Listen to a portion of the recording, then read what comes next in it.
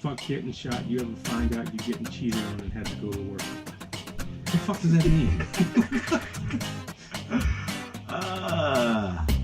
It means that person is What the hell does that mean? struggling with something. And I'm sure it makes perfect sense to To them, yeah. To them only. I Fuck have no getting idea. shot. You ever find out you're getting cheated on and had to go to work? What the? Well, that is a fucked up feeling. They found that you get fucking cheated, and then you gotta go to work, and you walk around all grumpy, and you're...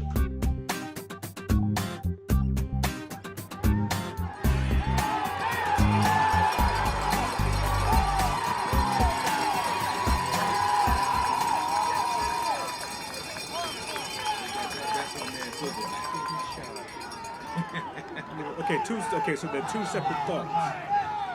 Okay, that's what it is. You got to get better with the punctuation.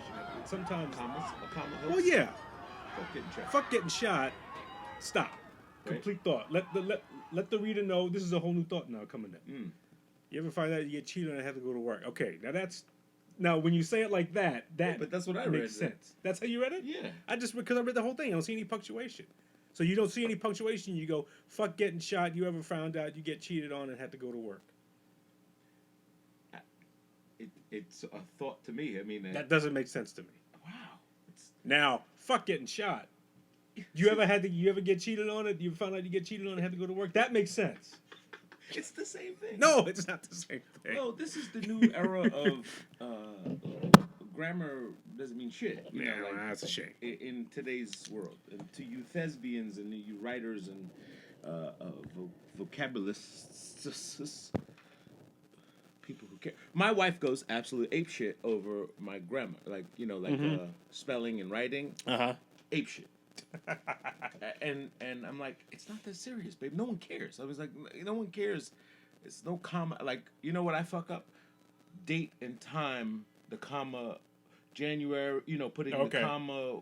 I fuck it up all the time. I put the comma. I don't know if there's a rule like I before E except after C. One of those. For those type of things. So I fuck that up all the time. Okay. And it drives her ape shit. Alexa, please stop. Let's listen to some soft rock. Nice. Yeah. There's some Eagles playing before. It was an Eric Clapton station. Ah. Because I was watching an Eric Clapton documentary. Oh, yeah? Mm-hmm. Eric Clapton's a class act. all right. Yeah. I love his music. Yeah. Soft rock is like... It reminds me of my childhood of like first job, like working in a store, retail, Well, Clapton isn't considered soft rock. No, I mean some of those songs, like that one we were just hearing. Right. Ooh, Right. Like Sunshine Band and all those Right, guys. right, Like you hear these songs in the back while you're lifting boxes and fucking, and it's like you become numb to them. Like you almost become like, wow. Like you know him without knowing that you know him. Yeah. Yeah. And then you hear him now and you're like, oh, I know this song. Yeah. So somehow you just, Yes, and you tie yourself to a moment, like especially in the 90s, Speaking of 90, it's Two Bros Podcast, episode 90. Dot. The 1990 review. Did you like the 90s? I like the 90s. I don't remember too much of the 90s. Really? Yeah, that's like, you're right, that's 30 years ago. I understand. 30 fucking years ago. I understand. I graduated in 1990 from high school. 90, I was getting out of the military. Yeah. I was getting out of the military. I was like, okay, what the fuck do I do now? Yeah, but the 90s, like... Well, the whole thing, the whole decade of it went 90, through a whole... a whopping things happened. I mean, the internet came around, started to come around. Went through a whole bunch of shit. Yeah. Had my first child, or my ex had our first child. I donated. Okay, yeah. As did I. I did my first child in 93. Yeah, and just... Yeah. I got married in 98. Yes.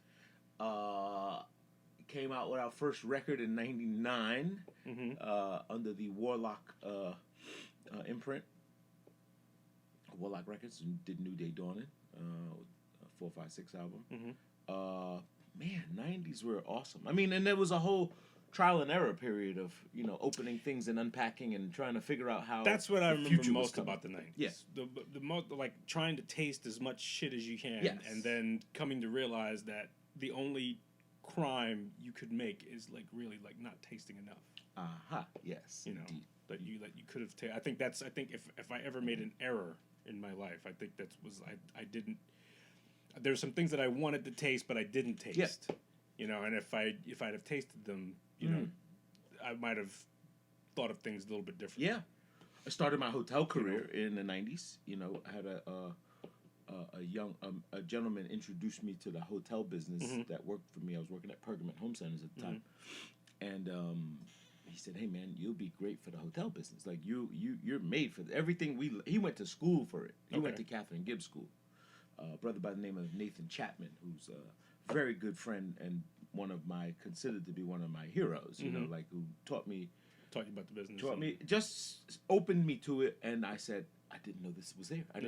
I thought the only job at a hotel was working at the front desk, saying, "How can I help you?" or a bellman, like a doorman. And that was it. I did not know the vast world that lended itself in the back. You know, back of house service, getting shit ready for other people. You know, being a service. You know, being on the side of service. And I'll never forget my first interview where I was declined. I was turned down, and they said, I know this guy very well, Richard Hodder. He's still to this day we stay friends, like on LinkedIn. The guy who interviewed you? Yes. Okay. A guy who didn't give me the job. And he says, Oren, if I was to come to your house and sit at your table, what kind of magazines would I be reading at your coffee table? What do you read? What do you read? Read, he said specifically. And I was like shocked, and I was like, "Whoa!" What kind of question is this? Yeah. So I was like, "All right, well, you would see a bunch of magazines from, you know, I was in a home improvement business, so it's going to be tools, going to be Popular Mechanic, and then obviously the computer age was coming around, which I was very interested in. I was like, oh, I'm gonna, you know, remember I had the Commodore 64, I had all that other shit. And I was like, yes, it's here, it's coming, and we're going to get one. And he just said, thank you very much. All right, have a nice day. And I was like, that's it. It's over. That was it. Yes. Did you ever get clarification as to what I did. what they wanted? I did get Or what they were looking clarification. to hear from? Yes, he was looking to see how much global inquisitivity I had. Like, was I interested in learning about France and Germany, and that all these people were world travelers coming to our hotel, and that you had to somehow know what was going on in Bosnia and you know things that were going around in the world, current events. Okay. And I said, well, the average, you know, schoolwork current events, but not global like that. I mean, yes, we read the news. You know, we're all reading the news. And I guess he was looking for something more, which I found out to be an illegal question in the world of what they call behavioral interviewing. I took that class. Illegal question. Illegal. Okay, it has nothing to do with means it's you can't ask a personal question without it being about your attribute, not so much your personal taste. Okay. You know what I'm saying? It shouldn't be, oh, I like fat black chicks. You know, what does that care about the job? You know what I mean? Right. So, when I took the behavioral interviewing course, which was a requirement to become on the management side, you know, when I finally did go management, I was like, holy shit, this fucking guy asked me a question that was wrong. Like, and it couldn't have, you know, and it should not have determined why I didn't get the job. Right. So, oddly enough, and sorry to drag this story on, but since we're talking about the 90s, oddly enough, after leaving the interview, I was so pissed off. I called my man Jimmy Fingers, picked me up from F train 179th Street, stopping at Burger King, get me a Whopper, you know, on the way home. And I said, hey, come pick me up. You know, he was always around driving and, you know, hustling and doing whatever he does. And he's like, all right, I got you. Don't worry, big bro. I'm coming. We had beepers at the time. You know, pagers and beepers. He picks me up, hands me a big fat blunt. Like I this, remember you telling me this story. And we fucking ride off into the sunset. He was like, yeah, that motherfuckers don't deserve you anyway, bro. You too smart for them. Blah, blah, blah. That's a trigger. Yeah. That's a... Then it was like, beep, beep, beep, beep, beep. Beeper went off. And it was the hotel. And I was like, huh. Call back. And I had the pager that you could call and listen to the voicemail. Oh, okay. Yeah, So it's like almost like a service. Yeah, it was service. It was SkyTel, Skynet, or whatever. It didn't read out anything. It just read your number, and you beep beep. You call it, and it'll say, "Hey," it's like a voicemail, Right. which was dope. By the way, it was only like $9.99 a month. It was like best fucking thing ever. Wish I had that now. That call-in service. They call and serve. Yeah, well, just for voicemail. Just like since you have voicemail on your phone, but anyway. They was like, well, we'd like to interview you for a food and beverage position. Can you come in tomorrow? It's like, Right. fuck, all right. I only bought one suit from Sears. I bought a suit from Sears on a Sears credit card. I think it was JCPenney, one of the others. Hem tape. I had to hem it with tape. It was too fast. I had to do it like tomorrow. And the name of the store is Kinko's, where we wrote the resume. Remember, we were trying to figure out the place? We could not come up with the name of the copy place. Oh, the copy place. Okay, Kinko's. It was Kinko's, where I wrote my first resume. Interesting times. Yeah, very interesting times. The 90s. The 90s, yes. Ron Artest wears number 90. Or does he? Or 99, I think he wears. He wore 91. 91? Yeah. Yeah. Not when he was... I think when he became pro, he wore 91. He like had a regular, number. Speaking of St. John's, booyah! Seton Hall bust that ass yesterday. You beat St. John's. What's... Well, it's the Garden, man. It's Madison Square Garden. I don't think that building holds that luster anymore. I just Yeah, I got you. I don't think I think it's living off of a reputation, of a legacy that's like, it's like standing on like wobbly legs. I think they need to have some more, something exciting needs to happen at the Garden on a continual basis for the Garden to be what the Garden is supposed to be. And right now, the only thing that's going on there is the Rangers. The Rangers fans hold it up. Every once in a while, the WWE hits up in the Garden. Yep. Every once in a while, you get a decent boxing match or an MMA fight in there. But I think for the most part, the Garden is like lost it, and I think it's the Knicks' fault. I think it's Mr. Dolan's fault. I think it's the Knicks' fault. You can't separate the two. Yeah, well, you're inseparable. They are building a Madison Square Garden in Las Vegas. I think we talked about that before. Are they really? Yes. Is it the same group? Madison Square Garden. Madison Square. So it's Madison Square Garden, Las Vegas. A lot of groups are doing that. Yeah. Like place we go to every once in a while, the Brooklyn Bowl. They got like a couple of spots. They got everywhere. They got a Brooklyn Bowl. But I mean, like You 6, think it's 7, Brooklyn, right. 6, 7 years ago, it was the spot in Brooklyn. Now there's a Brooklyn Bowl, Las Vegas. Yep. Now there's a Brooklyn Bowl. I think they got one in Hawaii. Yep. Or and so it's like.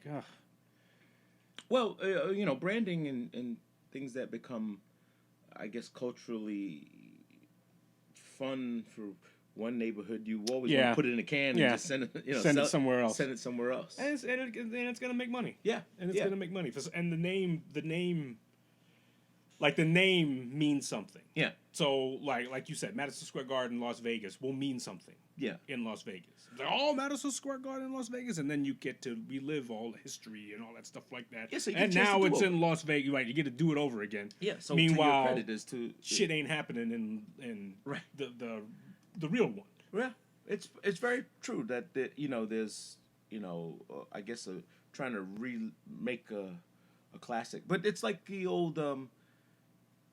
We say this about the hotels a lot, especially guys like me that came from the '90s, and it's like, I'm at the Holiday Inn in Manhattan. It was only one. Now it's 300, one on every block. There's which one? The Midtown, Crosstown, Downtown. I'm at the Courtyard. Oh, the Courtyard 35th or 55 or 57 or whatever. Yeah.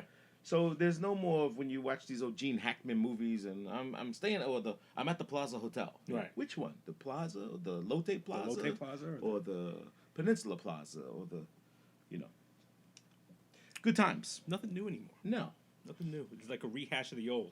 Like we were talking about about some of those movies and whatnot. It's like there's no new. There's a rehash of the old. Yeah. Like if they do this, if Kevin Hart does this Uptown Saturday Night thing. I'm scared. It's like a. Well, I don't want to see a brown chicken, brown. I don't want to see that like in today. You know, I don't want to see them try to do what Dolomite did. Okay, Right. because Eddie Murphy, in all his iconicness, is probably the only guy you would accept that from. Well, the difference is he was telling the story of Rudy Ray Moore. Well, yeah, He wasn't redoing the Dolomite movie. He was telling the story of Rudy Ray Moore. no, I got you, but it centered itself in a time. Yes. In yes. a time. Okay, I see what You you're understand? saying. Okay. So you're today trying to do 70s Yes. stuff. Hard to do. Shit is around you, you know, unless it's all studio. But to replace all the cars in the Yeah. street and do all that. No, that takes a lot. Yeah, like Joker, you know, you see how they Right. made, I guess, Newark. It was Newark, New It was Jersey. Newark. Yeah. Newark and Downtown Newark. a place in the Bronx and did somewhere in the studio, which people apparently have been getting jacked because they go to those stairs, and that's a fucking hood spot. Oh, yeah. Oh, no, that's fucking... That's a straight up. So that is the same steps from Juice. Yes. In Juice, where Tupac and his crew, the Wrecking Crew. You know, people see that in the movie and they want to do that in their tour, and then they go and then they get jacked. Fuck and you then do around here, motherfucker. Harlem, nigga. Riverside, motherfucker. I think somebody said. I think either the director, or somebody said, "Yeah, that's not a don't try to go selfie. don't take pictures and don't take your selfies over there. Just go, please. Don't. Find another set of steps and say it. We won't say anything. Just Right. Go, don't go there. We won't validate you. Wow. Yeah, that's crazy. It's mighty funny though when you see tourists. I see tourists all over, especially when watching them go through like Flatbush, go through East New York and Bed-Stuy and Brownsville, walking around with their backpacks and they're looking for coffee spots and they're holding maps out and and they just love it. It's where the real people are. Yeah. Well, real people don't walk around with maps. Yeah. So just be careful. Look up every once in a while. Yeah, you got to do that. Look up every once in a while. And I don't think the old standard of don't fuck with white people in our neighborhood because you'll make the cops come around here. They're already around. Like the cops are already fucking with people in the neighborhood. What I'm saying is, used to be, we had a young lady worked with me. She lived on Farmers by my shop. She was this lily white. She would walk with dandelions and flowers and in her hat and stuff like that. On Farmers Boulevard, right? Okay. And everyone was like, "Don't fuck with that chick, man. That bitch is a cop." No, she's not a fucking cop, man. She's a fucking sweet little dandelion carrying lady. Lives in the grandmother's house, her husband's grandmother's house, and she's one of those walks with everything's great, like just. She's like, I don't know what's everyone's so angry about. Like, this is a nice neighborhood, Okay. But no one will touch her. No one will go near her because they fear that, like Harold and Kumar, as soon as you cross the line.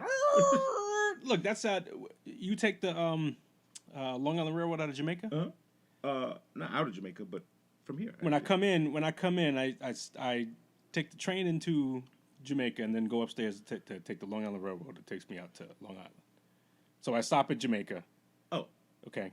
So I take the train. E-train, regular train. The E-train. Okay. Take the E-train into Jamaica and then go upstairs to take the Long Island Railroad. I see. Totally different vibe downstairs as opposed to upstairs. Downstairs, you get all the hustlers. Everybody wants you to get a swipe a Metro card. Yep. You see all these the freaking the hood rat chicks trying to scam you, trying to scam the people coming downstairs into the subway, and trying to scam the people who are leaving the subway going upstairs. Right. But they don't dare go upstairs to the Long Island Railroad to do their shtick. No, it's weird because it's kind of like you said. It's that line you don't cross. The natural divide. It's that line. No, I'll do my shit down here. Yeah. And the cops are down there. Cops are right there with them. And the cops are down there with them. They just sometimes they're just like around the corner. Sometimes you get a brave one that'll do something in front of the cops. But for the most part, everybody knows where they are. Yeah. And they do it there. They pretty much say, "Hey, keep that shit down here. You go upstairs."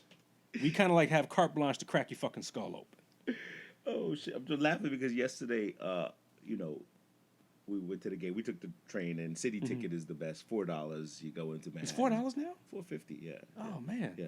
Why is it? Used to be more. It used to be less. Yeah, it used to be a lot less. It used to be like $3. It used to be like $3. Like everything else, it goes up. It's still a lot better than. Yes, it's a lot better than $10.50. Yes, absolutely. For a one way in, and we were coming home, and we had a bunch of like my daughter's friends, and so my daughter went back to school, and some of them came back this way, and I said, guys, watch out for the. Your daughter took the train back to school?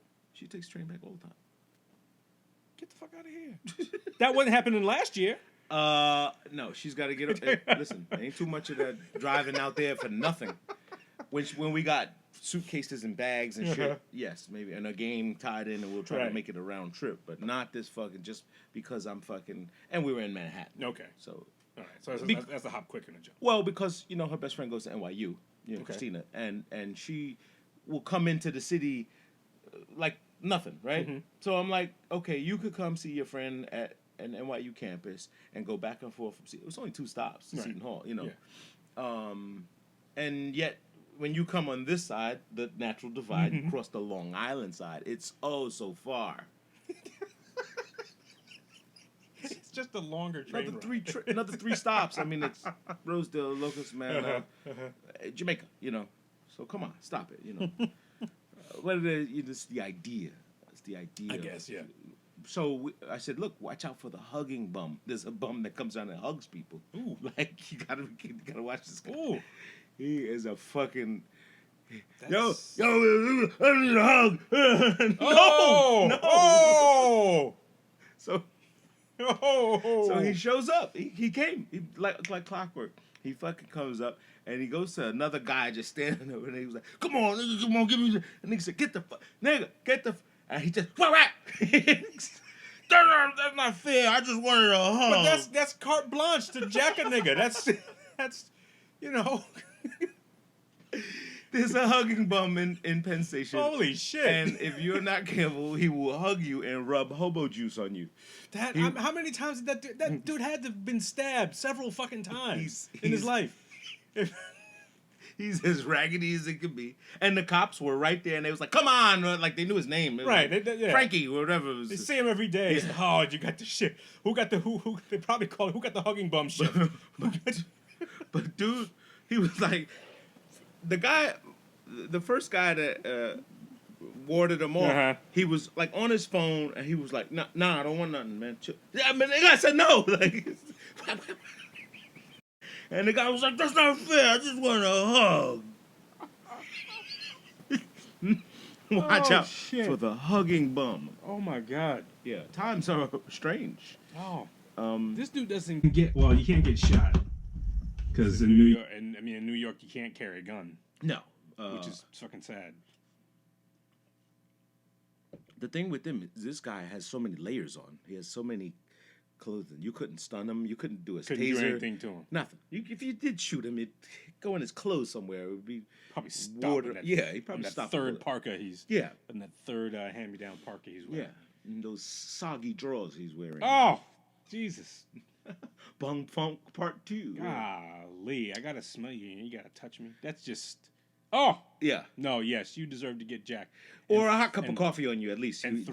That's a good way to just... That's a yes. Fuck out of here. There you go. That'll wake your ass up. Get thrown down the steps. Yeah, and so the girls were all standing there and they were like, "Is that the hugging bum? Is he the hugging bum? Or is he the hugging bum?" Like, they didn't know who he was. And he came around, but then there was another guy that came and did the fucking, like, this Penn Station show is... It's wonderful. It's entertainment. It is pure entertainment. It's entertainment. Look, if you're a tourist and you need something to do and you got this, like... this window between stuff you just did, and then you got something else. Sit in fucking... Go people watch in Penn Station. Sit in Penn Station or in Port Authority. Yeah. Oh, Port Authority. And just sit there and just watch. Heroin. You will watch heroin come to life. You will see the dope fiend dream. Like that. Port Authority is fucking seedy as all shit. Like it's just like it has that smell, that syrup, like. It's got that's a New York smell. That's right. That's like that old New York. Yeah. That's like that 70s New York. That's oh, fuck. There were hookers and every body fluid has been in just about every corner of fucking Port Authority. Yeah. Blood, semen, vomit, shit, everything.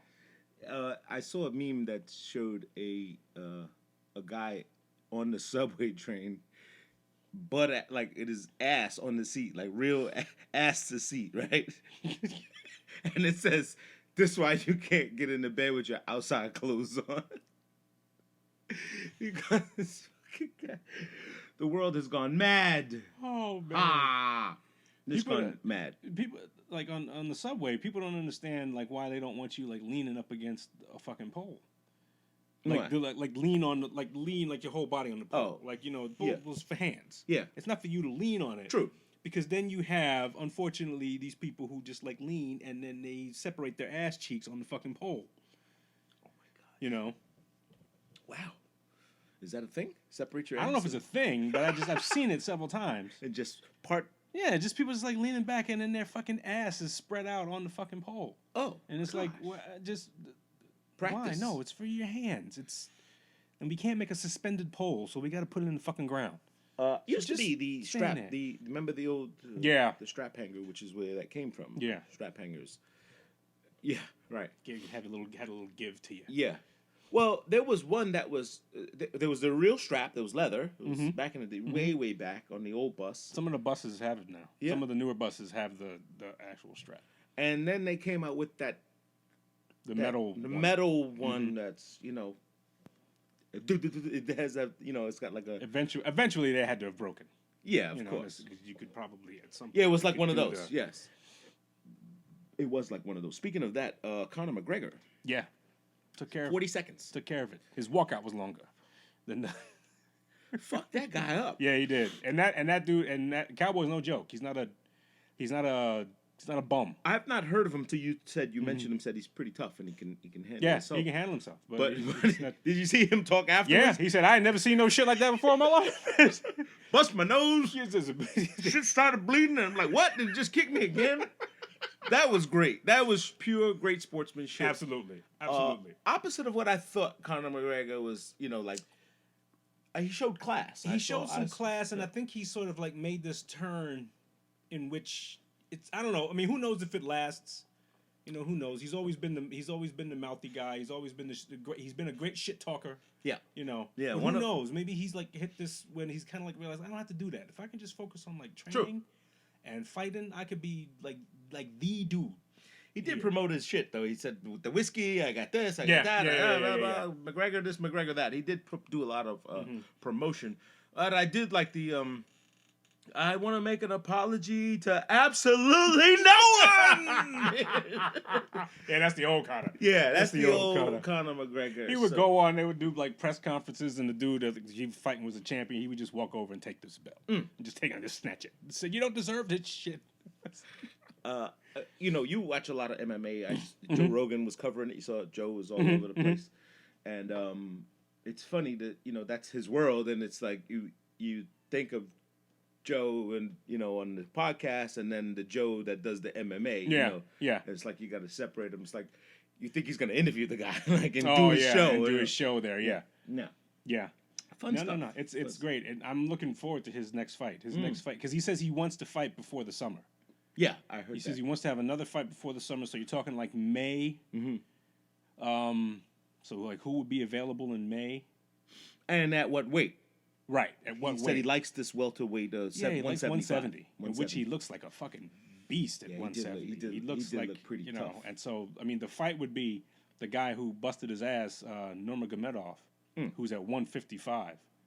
Was that the guy with the braids? Was there no, some guy with the braids in the stands? That's Masvidal. Masvidal. Okay. Who's another tough son of a bitch. And there was another guy with the hat, with the brim hat on. That's Usman. He's staring like, doing this. He's good, but he's getting to be a case where he's kind of like feeling his own shit. Okay. A little bit. Yeah. You get that way. Like he had that fight against Covington, Kobe Covington, the guy who like was the big Trump guy and the guy that put on the act, he wore "Make America Great Again" hats and stuff like that. I have not followed. Just it was an act. He put it on, but but that guy gave him a good fight. And so Conor's next fight is going to be interesting. Who this next opponent's going to be? And we got Tyson Fury and Deontay Wilder next month. Yeah, so fast. I mean, we talked about it. Yeah, no, I thought that I was surprised it was gonna because he fought in November. Yeah, and so February just seemed like just too soon. Yeah, and that was not a no easy fight. That was those big dudes, man. Yeah. Those big clashing. They're just warriors, man. Those guys like real gladiator shit, but very hard to watch when you just watch a guy get punched in the face over and over. Like this. You're like, do something. Yeah, yeah. It's God like, damn it. come on, Do man. something. Like, I guess I don't know. You gotta be down for it. You gotta be like, this is what I came to see. I came to see somebody get their fucking shit pushed in. Yeah. Not easy Get to do. this shit pushed in. No, I don't think you mean that. I don't think That's a line from Training Day. shit pushed in. I get a lot of love from the homies. From the homies. Which that guy was in Dr. Sleep. Was he? Yes. He gets a lot. That whole crew in that the whole Essays? those essays in that movie, they all get a lot of work. Yeah, they all. The one guy that plays the you want to see my gun, homie? I want to see your gun. Yeah. He plays that character every time. Yes. Every time. Yes. I swear, if I see that guy in the street, I'm going the other way. Yes, Like, exactly. So no, this can't be. Right. I'm he's serious. probably a nice guy. Oh, probably the sweetest guy in the world you ever meet. And what's the other guy that blew up from? He became. He's one of those essay dudes. He was in Ant-Man with Paul Rudd. You're talking about the short guy? Yes. The short. Yeah, he's He's one of those guys. had a role in Breaking Bad. And, Yes. And yes. Played what's the character's name? I can't. Oh, No, we always fucking shit! do I this. always fuck that up. He's become very popular. Like he's gotten his own lane. Yeah. But is it? Again, we talk about stereotyping and typecasting. Is it? It's not robbery if that's the character you are and you play that role very well. You know what I'm saying? If you play it well and it gives, if it lends itself to, look, if you want a career and you want a career, right? And hopefully it gives you the opportunity to do other things. Yeah. They've all done other things. I mean, to say that, that there's a difference between like if you always get that one role in that one part of the movie, but then you don't get an opportunity to expand upon it. Like when he like the guy that did it in Training Day, and then now he takes essentially almost like the same type of character, right? But now he has depth when he does it in Breaking Bad, and when you see it in Better Call Saul. So he's more than just that guy. Yeah. He's there's more to him. He has more dialogue. More of his history and stuff. So he's more than just a caricature of. Yeah, but the point I'm driving at is that you don't hear a bunch of the Latino community in uproar like we only get to play essays and gang. No. You don't hear that from them.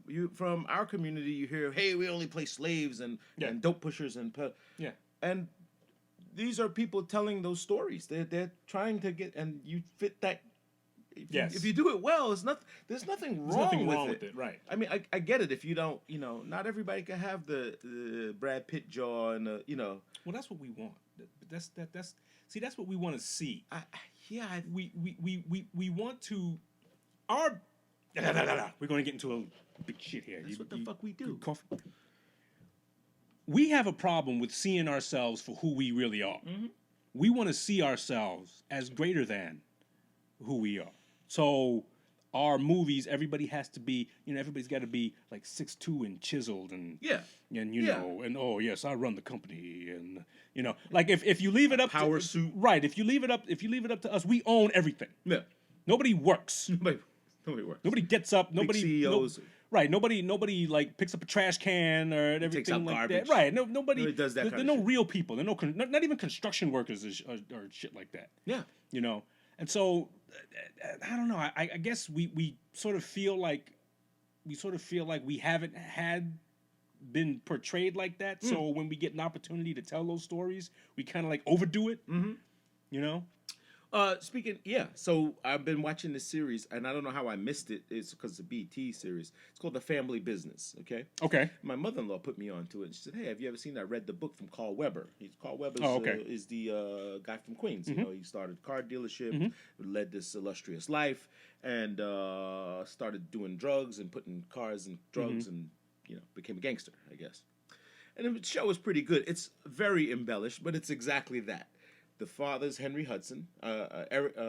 What's his name? Ernie Hudson. Okay. Ernie Hudson plays. Oh, I've seen that. Okay. It's fucking good. Yeah. It's really good. It's far from fucking reality, and again, we have to understand it's a show. It's a TV show. It's a show. No one's like all this money and Miguel Nunez is in it. He plays his son-in-law. That guy's 65. Miguel Nunez? Yes. I thought he never got old. And he looks like Joanna Man. Same guy.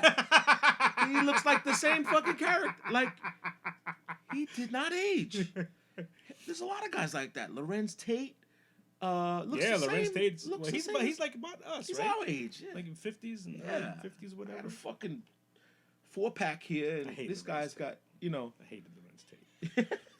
He looks the same as Love Jones, and I Clifton just- Powell's in it. I hate his acting. I don't know. Really? I'm an acting snob, and so I just remember in Love Jones.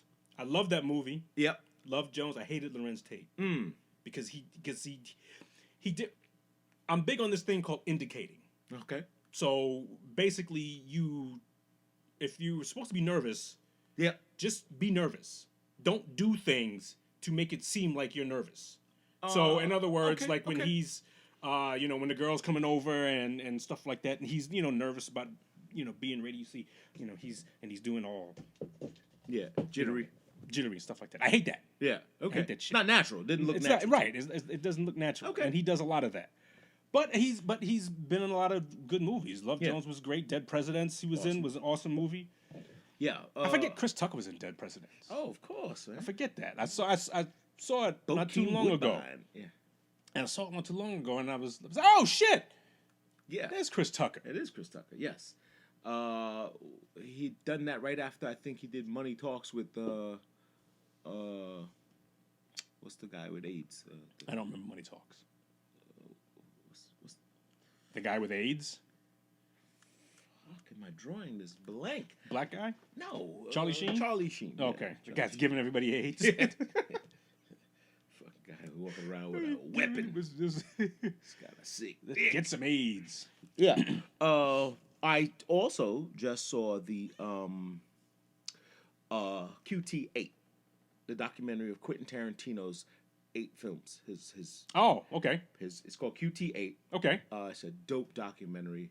It is all about, his first 8 films. Okay. And of course, Once Upon Hollywood is his 9th. Okay. The only one that I have not seen and got the feel for, like, you get that QT Right.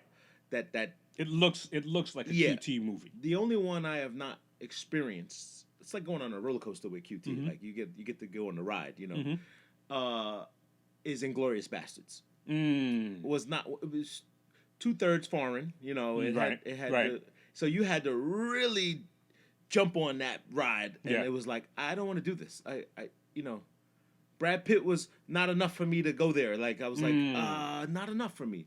Although I do want to see, Eli Roth and I mean Right. these guys blast Hitler, Right. and the scene was super gory. I've seen pieces of it, but never seen it like a QT movie. Even though I would I would look forward to seeing any QT movie. Right.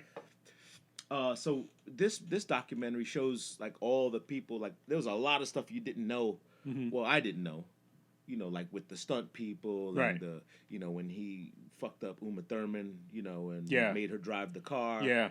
And to his relationship with Harvey Weinstein and how he like. What did he say about the Uma Thurman? Did he say anything about Yes. the Uma Thurman thing? Yes. What did he say? Well, they wrote a quote. He was not in this thing at all. This Okay. was all everyone So else. everybody's So, but it had a thing from him that he signed. That it said QT Quentin Tarantino. He said arguably the most regretful decision I've made in my career of asking her to do this, and I forced her, and she was so scared that he made her do it. I And, remember that was the and he made said her it. He do said, I will always regret it. I'll forever be in debt to Uma. And she took it like a champ. yeah. took 'Cause she got jacked up. She had a concussion and concussion, permanent neck injury. She's still fucked up by it. They said. Yeah? He said permanent, like her whole Ugh. life is fucked from this one thing. But it goes in detail, like a lot of I did not know. I did not know that all of the granted, Big Kahuna Burger Right. and all this stuff. I didn't know he made all this shit up. I didn't know he made. I mean, I thought it was embellished, but I thought that was a real place. Oh, like, really? yeah. I just like the what you call it. The cheese. I mean, the burger. The other Royale with cheese? No, the other one. The Big Kahuna Burger. No, the damn. What the fuck is going on? The Eddie Murphy one. McDowell's. Oh, Like when they okay. came up with the pop-up Okay. shop and they tried to Okay. do it over and stuff like that. Okay. But the pack of red apples, and they show you on this documentary, like they tied all of the films together where, I missed it when he says, "Hey, how's Alabama?" And he tells Harvey Keitel, "How's Alabama? When's the last time you seen it?" He said, "I hadn't seen it in years." We're talking to Michael Madsen. Okay. He's talking about Alabama from True Romance. True Romance. And saying, "Yo, it's dope." I was Okay, like, all right. "Fuck!" He could do another 10 movies with the backstories. And I didn't know that Mike Madsen's character was Vincent Vega. He was Vic Vega. He was supposed to be. He's John Travolta's brother. John Travolta's brother. And they were the Vega brothers. Yes. And that was supposed to be a whole nother movie. And the John Travolta role was written for Madsen. For Madsen, It was the other way I around. remember that, yes. And he was scheduled to do Wyatt Earp or something like that. Oh, it's brilliant, like how they put these documentaries together. And if you're a fan, you get to enjoy it and unpack it all again, and then without watching the full movies, And then he goes through the Grindhouse series of how he thought of putting these things together, and speaking of his taste for this Afro, this black thing, there's like the stunt girl, she goes, "Hey, he's a little black, he's a little woman, he's a little bit of everything inside him." And he tells the story of how when he was a kid, he said black guys loved his mother, and Okay. and they would come to the house and she'd be dating and they'd take him to see black exploitation movies. So he saw like Bucktown and Across 110th Street, and he would sit in these movies with him and his mom, and her black boyfriend, and he'd pick up this jive, the swagger, this little bit of the images and the cadence of speech and stuff like that and whatnot. Yeah. dope documentary, really dope. You should check it out if you get a chance. T8. QT8. Okay. And it goes like right into before making Once Upon a Time in Hollywood. So I guess it came out last year, and it talks about the coming of Once Upon a Time in Hollywood, and how making Jackie Brown was like not trying to do Pulp Fiction again. Like he's so focused on not making another Pulp Fiction. Right. And everyone was like looking for the next Pulp Fiction. That's so hard to do, man. That's hard. Like that's you almost have to like do everything like antithetical to what you believe. You know? And like how hard that is. And Samuel Jackson and Jamie Foxx, they said the political correctness chokes art. Yeah. I love that phrase. It says it chokes art. It strangles it to a point where it has to fit through a tube this big. Oh yeah. When art is this big, Yeah. and you're asking it to fit in this 3/4 inch pipe. Yeah. And him shooting on 70 millimeter film in Hateful Eight, which was, I think, his 8th film or something, which is why he called it Hateful Eight, and then made the characters around this guy's a fucking genius. Oh yeah. It's gonna be modern day genius. Not non-film school, self-taught from a video store. That's pretty impressive to me. Yeah. Oh yeah. He's impressive to me. Yeah. But that's a huge statement that they made. It's like political correctness. Yeah. Political. I love that. correctness. That's a shirt. Yeah. Did you see Ricky Gervais's No. thing on the Oscars a couple weeks ago? Oh, I mean not the Oscars. What was it? The Golden Globes. I don't know the difference. I thought they were the same. I don't Emmys, Oscars. I don't know them. care about it, but Yeah. But he Ricky Gervais. hosted and he basically like made fun of everybody, Really? and just it was to a point where like made people uncomfortable, and it was hilarious. It was great. Oh my gosh. He said, look, you guys live in a world in which you don't have to deal with real life. So, if you win, come up, get your award, thank your agent, thank your God, sit down and shut the fuck up. Ooh. And just, Oh. and it was great. Wow. Fucking Ricky Gervais. Shout out. Oh man, he did. He plugged things like with Harvey Weinstein and whatnot. He said, "Well, you guys all did it. You guys all love him." Yeah, right. And he said, "I don't care. I don't care." I He guess said he's they not told coming me, back next I guess not. Yeah. But he did it before. He's done it before. So Yeah. that's like his thing. He comes up, he shows up, he takes the podium, he has a beer in his hand, and he's like, I really don't care. Yeah. Oh wow. It was awesome. Now, it's weird because I don't know. It's like no one. I didn't hear about this being a big topic or being a big Oh, it was Hollywood great. news. It was great. I guess because I don't Look for it on YouTube. Yeah. You'll see his things. It's great. But the point that he makes is that you're in no position to tell everybody else how to live their lives. True. Do your shit. do your shit. Yeah. You guys talk about save the environment. Most of you came here in private jets, so knock it off. Stop telling real people how to fucking live. Do your movie. Do it. Collect your check, and then shut up.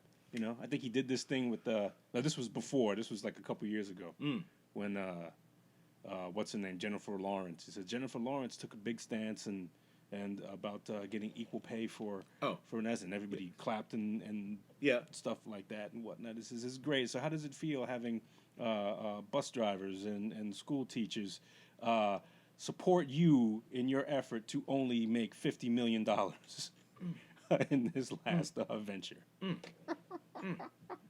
Wow, my. Political correctness chokes on. No, political correctness it's just gone too far. Yes. It's gone too far. I think we set the dye in the water where we sort of know, okay, there's a line you can cross that's fucked up and you shouldn't, do that. Yeah. But then you gotta stop. Yeah. You can't just hamper everything. There's a difference between, and stop being upset for me. Right. That's what pisses me off about most anything else. Right. Having I don't some like that. lily white person say, "Well, black people go." Okay, shut up. Yeah. I'm very capable of speaking for myself. Right, Black right. people are capable of speaking for ourselves, and and it's very fucking patronizing because they try to say things that they're trying to support us, but you're basically saying that we're too fucking stupid to make up our own fucking minds and to do this shit. So This is true. Knock it off. Yeah. The voice for someone else ranting for your benefit. Yeah. I Support get it. and look, if there are causes that you wish to support, please go ahead and support them. The civil rights movement would not have been successul without the conscience of some very dedicated non-black people. Yeah. Especially a lot of ministers and a lot of people who were in like middle class communities and stuff like that who said, "Hey, wait a minute, we're not going by the letter of the Constitution, which says all people are equal. So we need to be about that. But don't tell me what I should be thinking and what I should be doing." True. Very much exploited. And someone's benevolence. Yeah. Piggybacking on whatever motion. And then you get to go home and go. Right. You get to go home and do your shit, and then. Sorry, I can't wipe this shit off. I gotta. That's right. I gotta live it. Yeah, I gotta go live it. And so, thank you for your transgressions. It helped me none. Chase Bank is calling for their money. Speaking of the dye in the water, I saw dark water dark water. Which the one with Jennifer Connelly? Mark Ruffalo. Oh, okay. All right. Dark Waters. Okay. Wow. Yeah, it's about the poisoning of DuPont. DuPont's the poisoning of water. I'm shocked that they used the real name. Like they. Oh yeah. I mean, they call it out like point blank. Show the factory. Show everything. Well, there was a court case, right? Yes. So it's public record. It's so fucking. It's weird, and it's like. And these motherfuckers were like, sue everybody. Fuck it. We have more lawyers. And all these people in West Virginia, when you see, there was like you ever see any of those Wrong Turns or those West Virginia movies where there's people with crazy face, the hills have eyes. Yeah. Those are all the fucking kids from the DuPont. Those are the DuPont babies that are fucked up, and they live in these mountains and these woods and stuff like that. Teflon, all over fucking Teflon, a material that it says at the end of the movie, I don't know how true, that 90% of all humans have this in them now. It's not going anywhere. Right. It's in us now. This EFO, this thing, and it's directly linked for 78 to 90% of cancers today. That everybody dying of cancer, ovarian, this one, all these strange weird cancers is from these motherfuckers. This one French fucking family. DuPont. God damn it, you poison bastards! and they literally, the guy was like, yeah, so what? And then it's like, yeah, have a drink. Drink the water, man. Come on. Drink your own shit. I don't know what's in that. Yeah, that's my point. These people drink it every day. So, man, the mineral deposits have been, it's scary. It's just so scary. Yeah. You know? Yeah, we got to do a better job of. I mean, a lot of people don't want to hear things like regulations and stuff like that. But you can't have an unfettered market. You can't just like let companies do whatever they want to do for the sake of profit, for the sake of capitalism. I'm not a capitalist bashing thing. Yeah, no, there's nothing wrong with it. You gotta say, okay, these are your limits. These are your bounds, which you can't do. And if you do them, well, we got no choice but to come after you. Well, like for instance, Cape Town, South Africa. Cape Town, South Africa, was going to be the first city to run out of fresh water. Right? Okay. They were going to cut the taps off. There was no more water coming, no more fresh water. It was like done. It hadn't rained. It hadn't, they'd been in a drought for years, and they were literally like, okay, we're going to set up this system to get you guys rations, water, and give you bottled water and desalinated water, and try to figure out how to, get water to you. But then they gave him this a countdown, a clock. They put almost like in Watchmen, like this countdown clock to the day that the water was going to stop coming out of the tap. You know what I'm saying? Okay. And it was a clock going backwards and going down, and a doomsday clock. Okay. In the middle of Cape Town. And these people were like panicked, like, oh my gosh, we're gonna die, it's over. So they told everybody, look, it's half a shower, it's a wet rag wipe down, it's not watering grass, it's doing this, and the majority of the fresh water is used for agriculture. Right. You know, so how do you sustain? How do you sustain keep that? going if you're without a farmer, water? Right. And it was mind-boggling. I saw this on another documentary, a Netflix documentary about water. It was about water running out of what we think is an infinite resource, and how we're slowly running out of the 90% of Clean water, yeah. salt water is unusable to us. Right. We haven't figured out yet how to desalinate it, to a cost-effective way. Right. It's very, Right. very, very costly to do. Right. We could do it with river water and stuff. Yeah. We can't do it with ocean water. Well, that's the thing, and these fuckers. I mean, if you're gonna piss in the pool, piss in the salt water. Don't piss in the fucking clean water. Like if you're gonna throw shit in it, throw it in that. Throw it in the ocean. I get it. I'm not saying pollute, but if you don't piss in your own water. don't like, piss in the shit we thing. drink. Right. I mean, that's Yeah. just stupid. That's just being lazy. And these guys were dumping 55-gallon drums in these farms and dumping them underground and burying them, all in West Virginia and all. I remember when I was when I went to the Philippines. There's this river there called Shit River. Oh, gosh. That all the Americans call Shit River. And you see kids jumping in there and playing in there, but then you also see people using that water to cook food, and then you also see people taking a shit in there and stuff. And so it's like, wow, it's like there's no comprehension that maybe you shouldn't do that in this water. If this is going to be the same water that you're going to use to cook with, if this is the same water that you're going to use to clean your clothes with, and if this is the same water that you're going to use to, you can't even like clean clean a cut. Right. Wow. Hence where tilapia comes from. No, tilapia doesn't come from what? Shit River. No. Call it what you want. I don't eat tilapia at all. No? Why not? No. It's a fucking bad fish. Maybe it's propaganda, So the tilapia was made in a lab. It's not a species. No. Huh? No. It's a real fish. Farm raised tilapia, yes, it's like a regenerative thing, but tilapia is it's a fish off the African coast. Really? Yes, it is. That I don't know. Now the tilapia we get is a garbage fish. That's what I mean. Yeah. Right. So that it's regenerated. It's not. Maybe it's from the original tilapia. Mm-hmm. Maybe there was once a tilapia. I said this to somebody else. I was like, some things like I don't remember a tilapia being on the menu. 20 years ago, 30 years ago, right? And then, but neither was salmon, and neither was like some of the other stuff that you just haven't grown up to eat. Porgies, and all we knew was porgies and whitings. Porgies and whitings. Like that was the only fish in the sea. And for those of you who think tuna is a fish, Tuna is a fish. I mean, chicken of the sea. Oh. This is the chicken of the sea. Who came up with that? Chicken of the sea. That's great. Great marketing campaign. Lasted this long. It did. What hasn't lasted that long is fucking those wings at Charlie Meany's. I was disappointed. Rewind. Go back. Did you like those wings? They were fucking horrible. I know, but we've had some nice wings along our journeys. Yeah. No, my silence was me thinking, and I'm thinking back, and I'm like, yeah, it wasn't. No, you're right. You're exactly right. Okay, I'm just like replaying it in my head, and I'm like, yeah, no, you're right. No, they were shitty. It was very below average. Yes, yes, very below average for a for a place dive that bar has had good wings. that has had good wings. Right. Yes, and it was that fucking chef that came out in the back. Like, it was him. He made them. Isn't he one of the owners?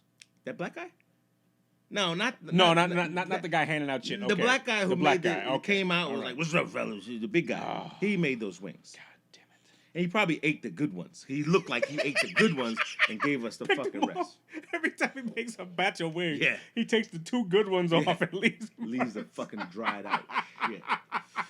Man, don't fuck up the wings. Oh man, there's simple instructions. Don't fuck up the wings. No, don't man. fuck up the wings. Don't fuck up the wings. They should be juicy enough to come off the bone, but Yes. you should enjoy ripping them apart. You should enjoy Yes. tearing into them. Yes. Not fucking just, I can't wait till this is over. Yeah.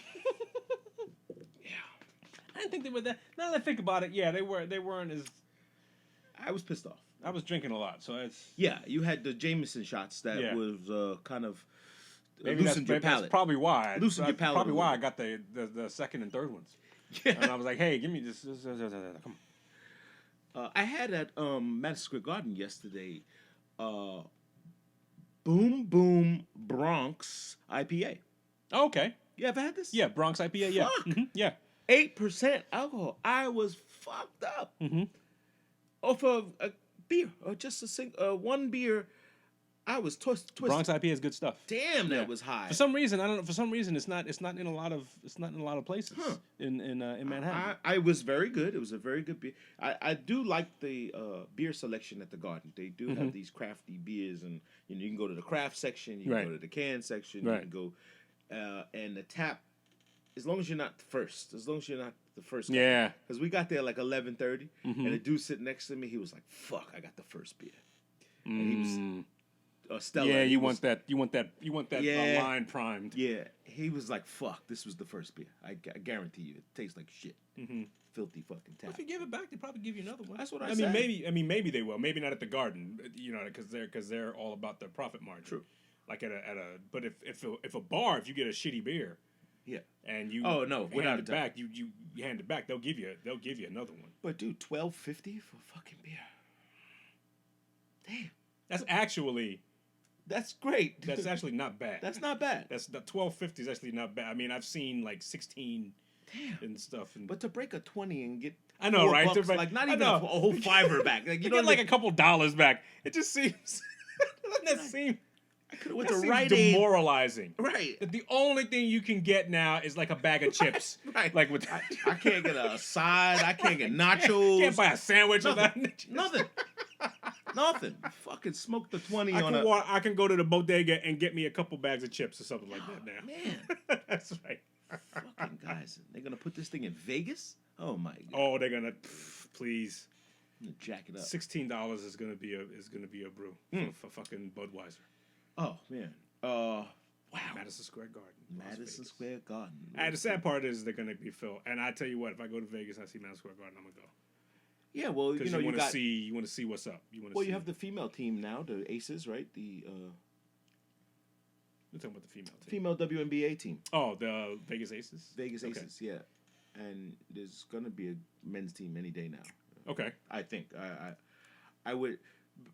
I think the line is drawn now where it used to be, you can't have a team here in Vegas, and because weren't the football teams supposed to go there? Yeah, it looks like it's still going to happen. Like the Raiders are right? probably going to go there. Las Vegas Raiders. I think it's going to be a shitty proposition because you don't have you're banking on tourism coming to see a game, and you don't have the locals there. Yeah, you're not going to get locals there. No, the locals there go home.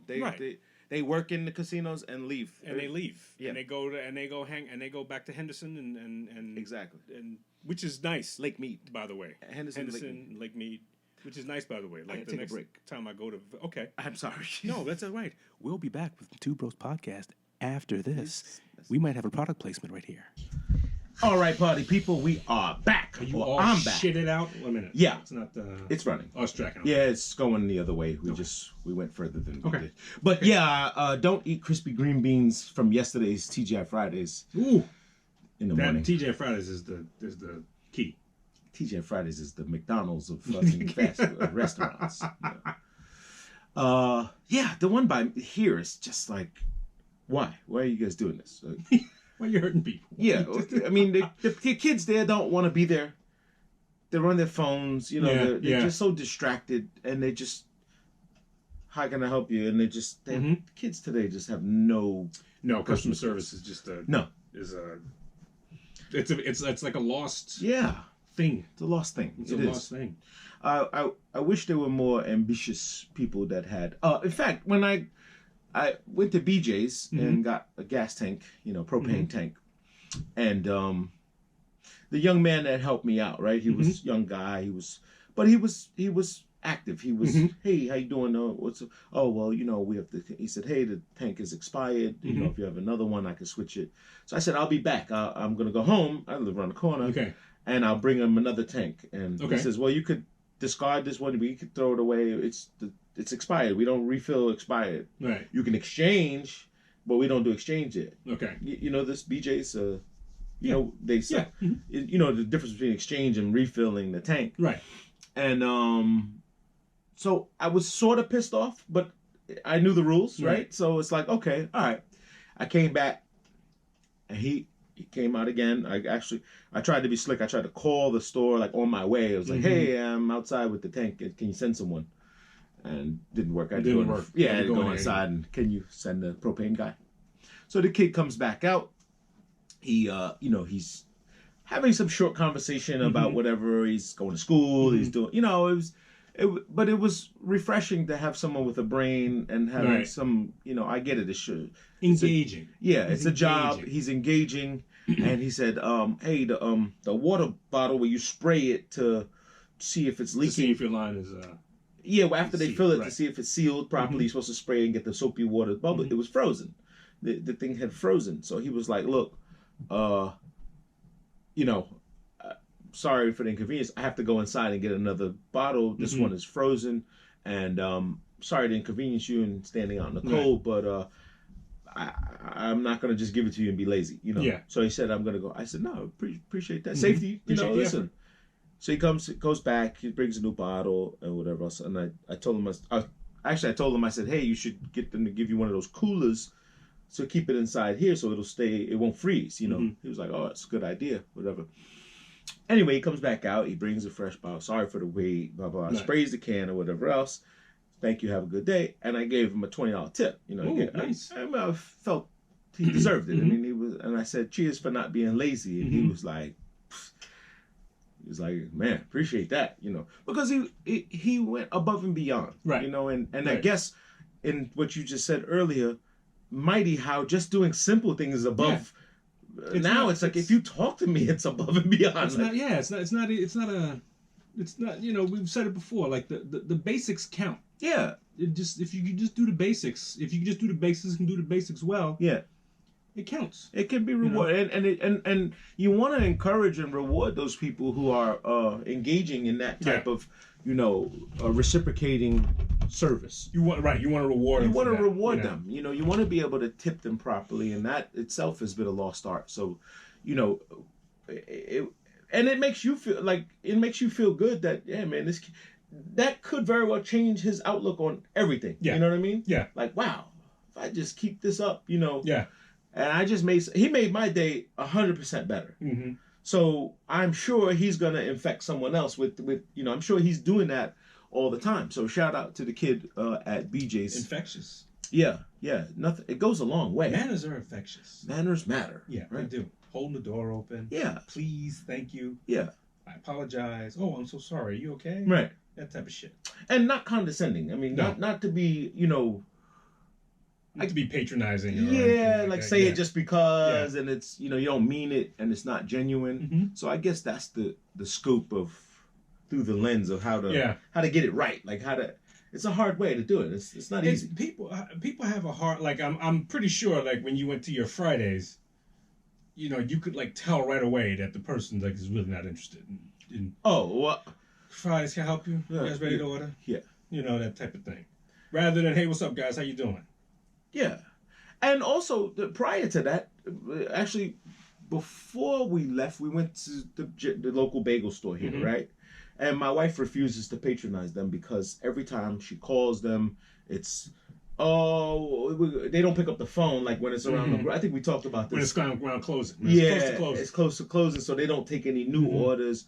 So she went into the supermarket to get a salad. I mean, a fruit bowl, like Okay. so we could take on the train. We were going to the garden, and I said, "Oh, let me go get a bagel. Let me give me a nice bagel and coffee."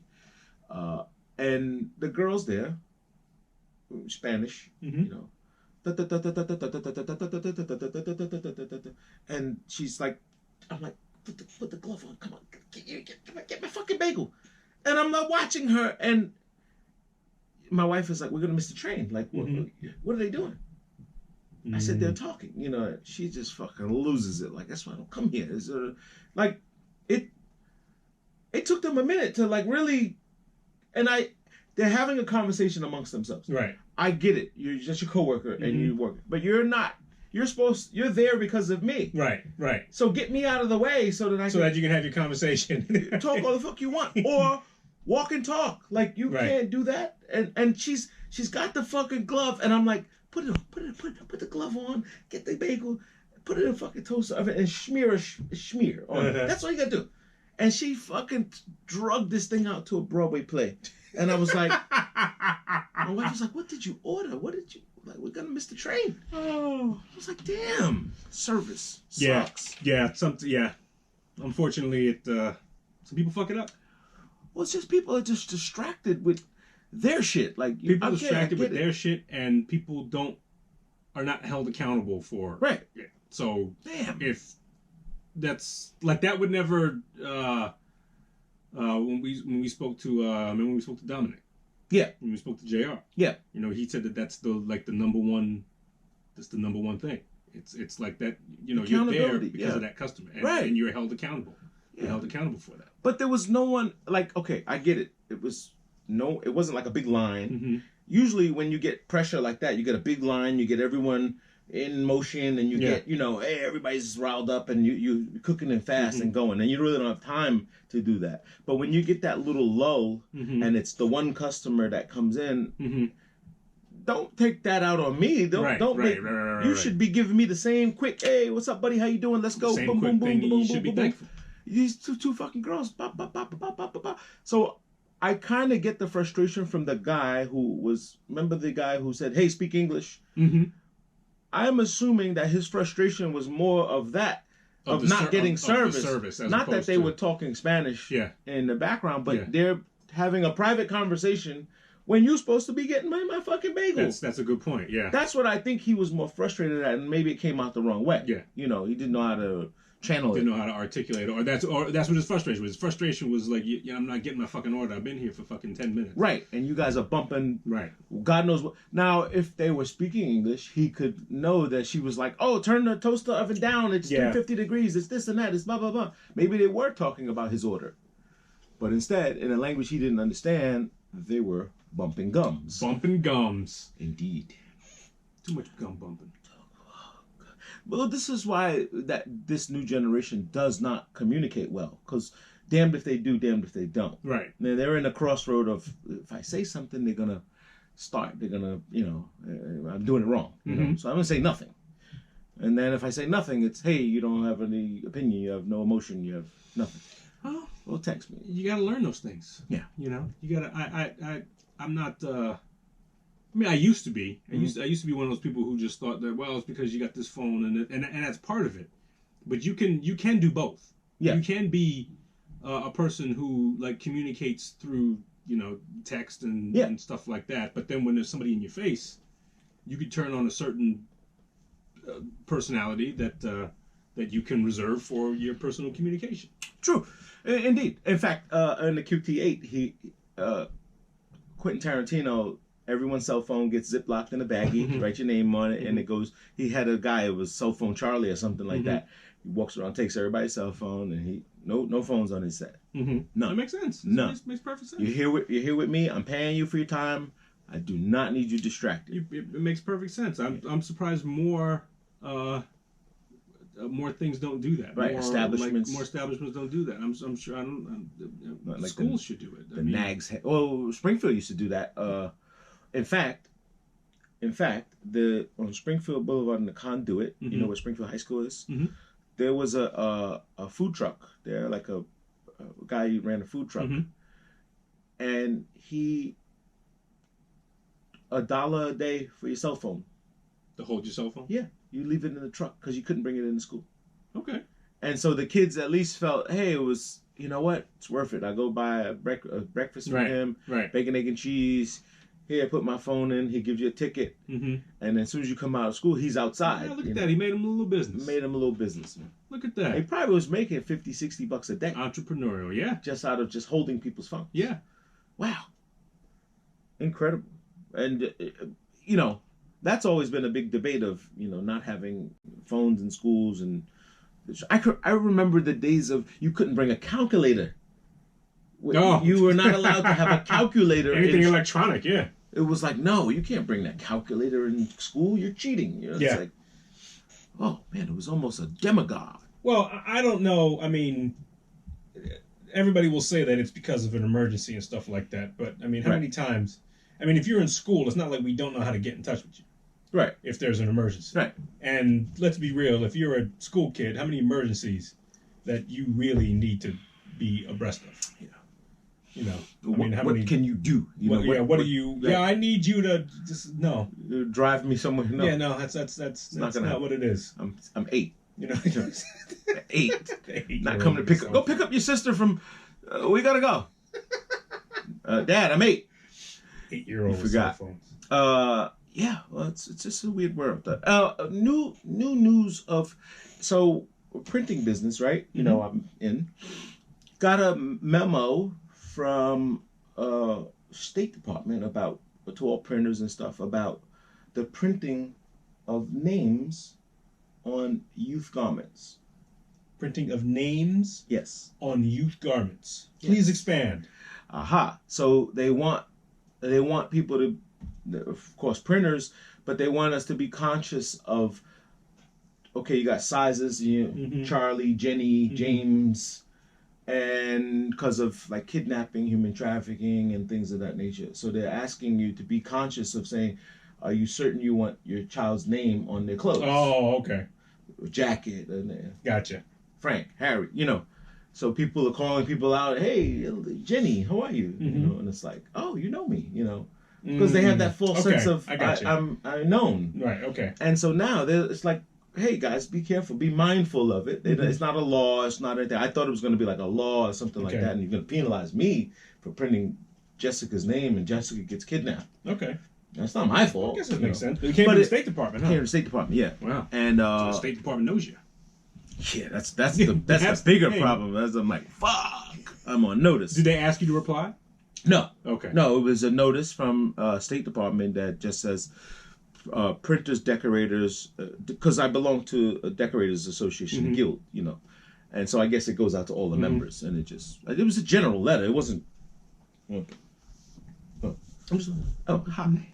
It wasn't directed at me. It was a general to anyone as a member, and it was shocking. You know, it was because it's like, wow, it's like it's closer to you. You know what I mean? Yeah. And I thought about it and said, it makes perfect sense. Makes perfect sense in today's world. But that's how fucked up it is out there. I think it's been more fucked up. How? I think in the past it's been more fucked up. Right. I don't think it's as fucked up as it is. I think we know more. Well, yeah, I think because of internet and social media, I think we're abreast of more information. Right. But I think there was a time which shit was worse. Yeah. But no, it doesn't. That makes perfect sense. It makes perfect sense. How about the guy who dropped off a bunch of kidneys at the hospital? It's not funny. It sounds funny. Yes, it does.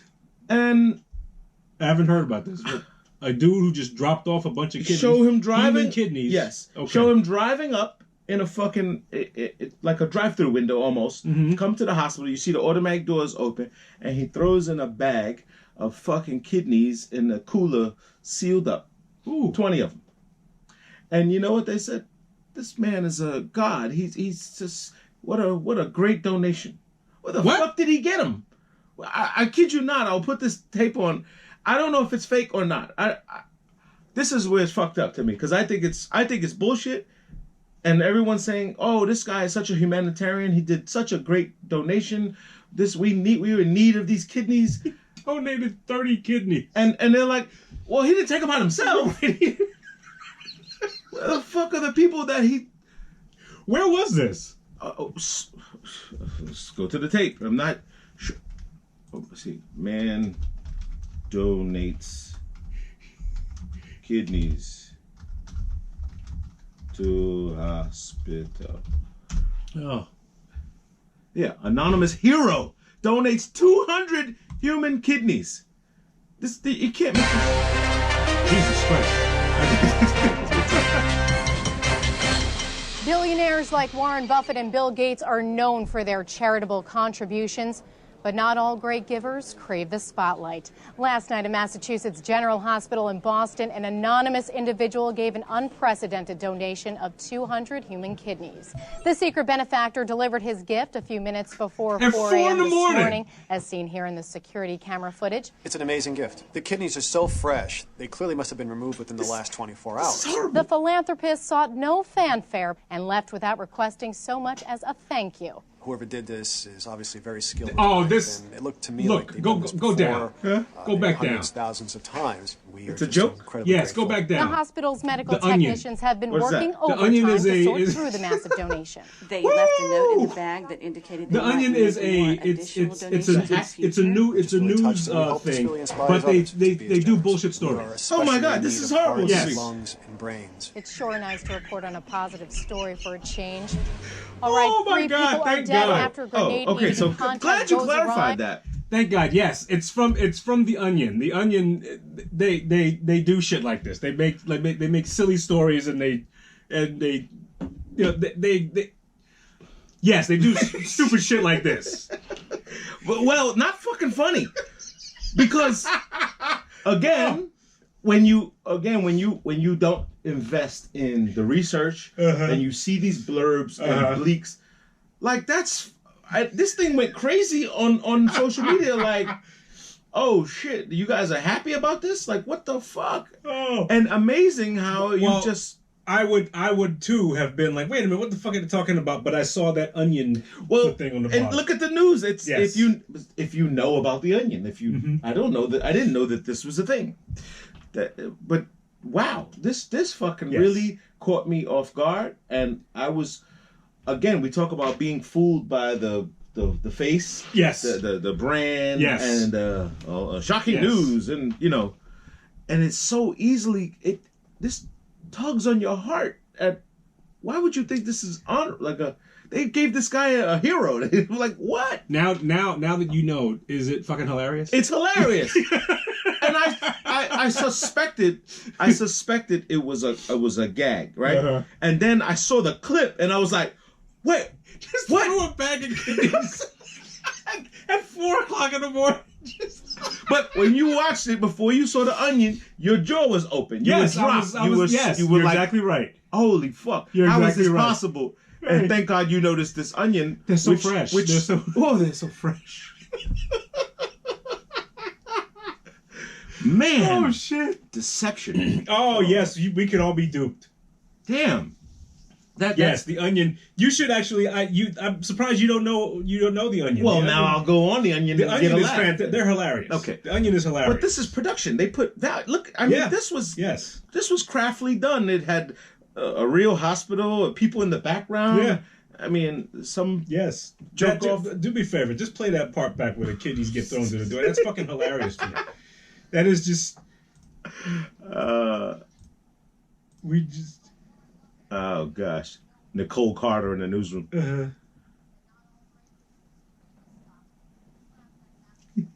This is.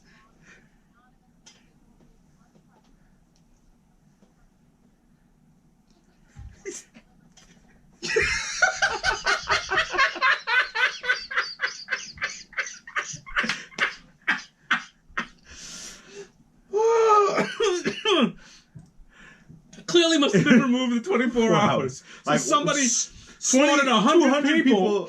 Or yeah, both people. And there's in some basement somewhere.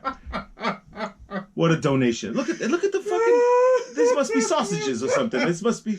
I mean, what did it look? They found a hat. This is only the beginning. Okay, I am thrilled to know this. And maybe the joke's on me because, well, thank God I didn't like comment and buy into it and go, what the fuck? You know, I did do a what the fuck, and I was like, wait, this can't be. This can't be real. It can't be. And well, that I'm glad I know about this onion. I mean, I'm gonna look for more from the onion because that's hilarious. Because and I guess the joke is that we don't know when we have a fucking serial killer on our hands. It's like the boy who cried wolf. If a serial killer makes a donation, like if a serial killer donated all the parts, would we be thankful? Would we be thankful? Jeez. And the sign, this is only the beginning. The fucking hat. She pulled the hat out like.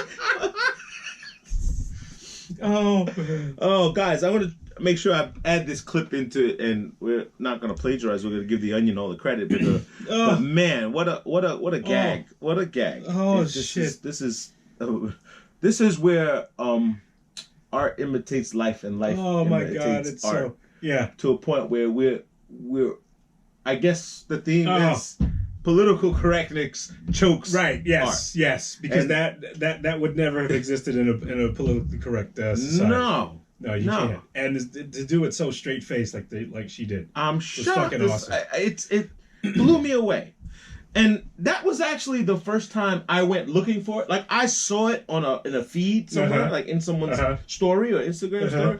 And I think from Silverback, the same guy that sent you that fuck getting shot. Same guy. He posted it and I was like, he said, oh, this is what we're doing now? Just straight up like straight drop him off. Oh, hero, huh?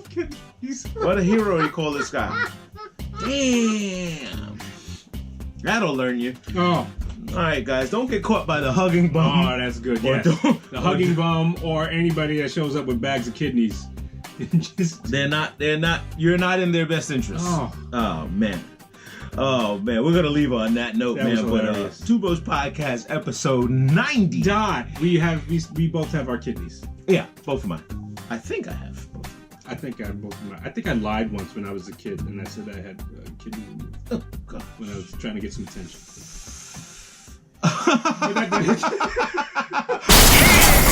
Hey, that's what they said.